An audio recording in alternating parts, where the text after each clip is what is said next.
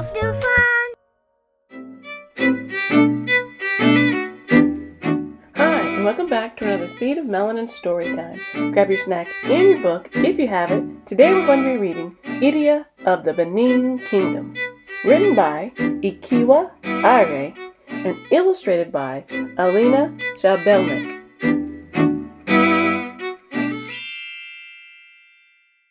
In the African kingdom of Benin, a young girl named Idia was sleeping. She tossed and turned, her mind full of strange images.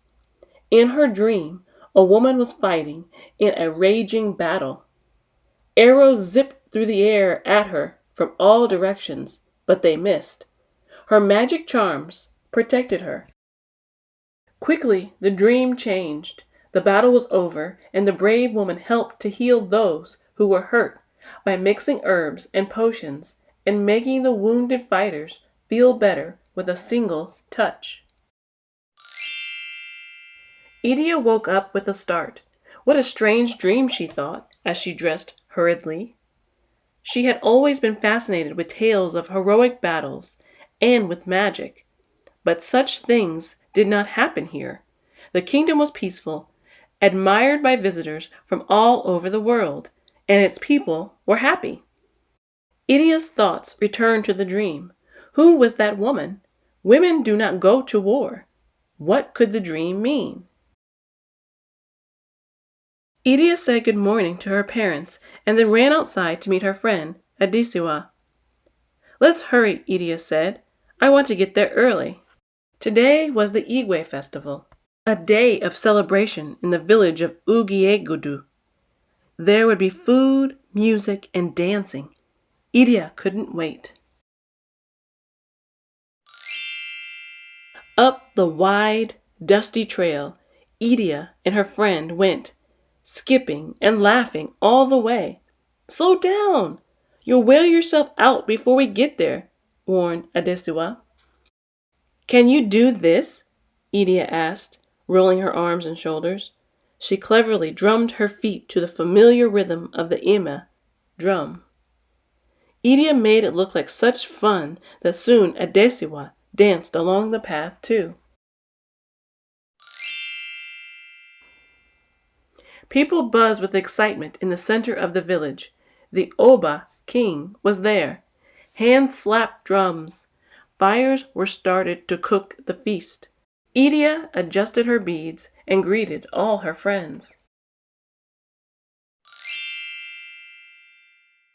The young villagers had learned a special dance for the occasion. Idia performed as though she had been born dancing. She held her head high as her arms and legs moved in perfect time to the rhythm. People clapped, and her parents beamed with pride.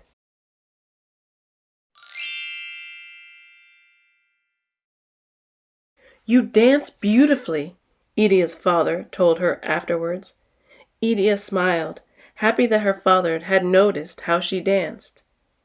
But the dream was still on Idia's mind. She couldn't get it out of her head. Maybe she should talk to her father about it. He was a village elder and a warrior. Aire, father, she said, tell me, what is it like to be a warrior? Her father was a wise man. It is hard work, he said, and a big responsibility. But what is it like? Idia persisted. Why must we have wars? What is the meaning of the warrior's secret ceremonies? Are you afraid when you fight?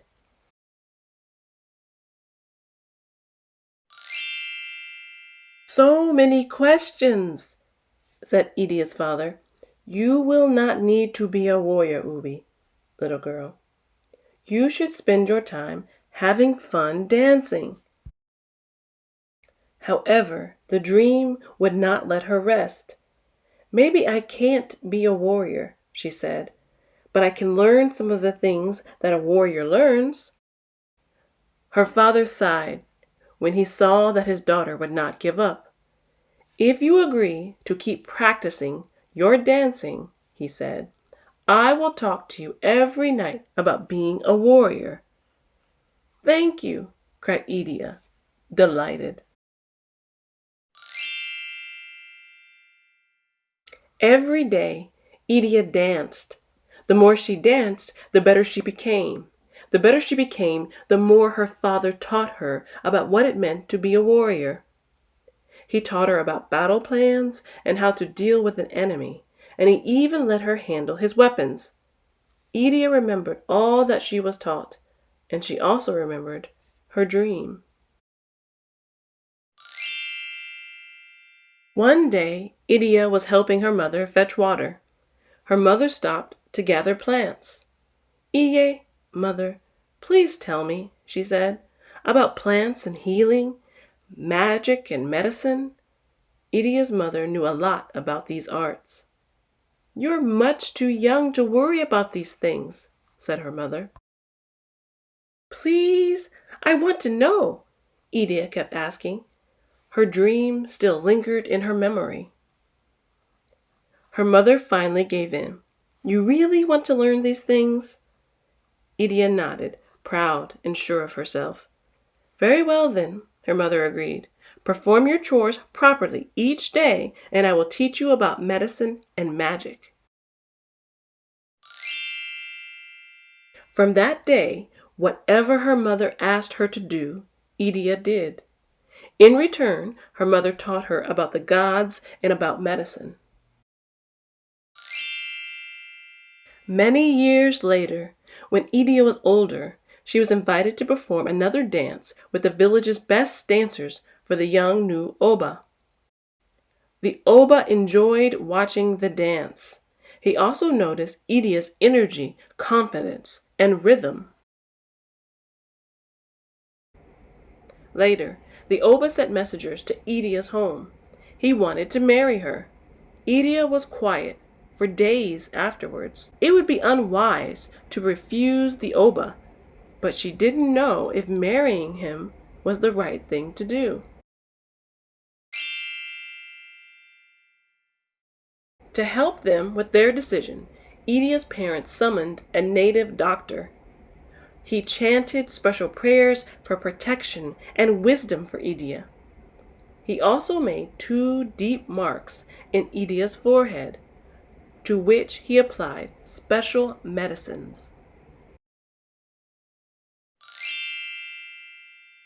After the ceremony, Idia fell into a deep sleep.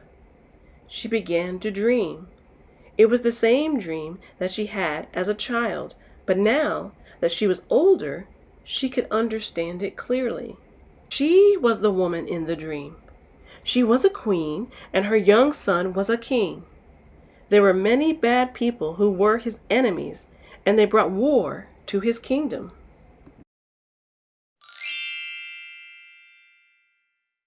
When Idia woke, she knew she must marry the Oba. Thanks to her dad, she knew everything she needed to know about ruling a kingdom. She was also very good with medicine and magic, thanks to her mother. The kingdom of Benin would need her. Rising, Idia rushed to her parents and told them about her dreams. "Osunabua, God, has given you these dreams to show you your path," said her mother. "You have always followed your heart, and you must do so now," said her father. "Your Ehi, guardian angel, has determined your destiny. Your heart will lead you to where you are meant to be." When the day came for Idia to be married, her parents hugged her tightly. "Go bravely," said her father, "with joy and happiness, and promise me that as you become a wife, mother, and warrior, you will not forget to dance." "I will never forget," answered Idia, "and I will never forget you and mother. I will be a strong, dancing warrior queen and make you both proud."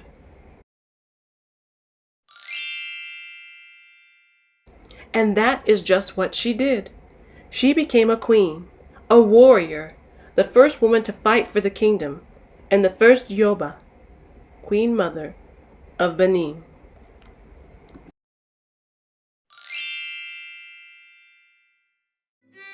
Thanks again, friends, for joining us for another Seed of Melanin Storytime as we read Idia of the Benin Kingdom, written by Ekiuwa, Aire. We hope that you too, just like Idia, use your passion and determination to become whatever it is you want to be. Thanks again, friends. Bye-bye.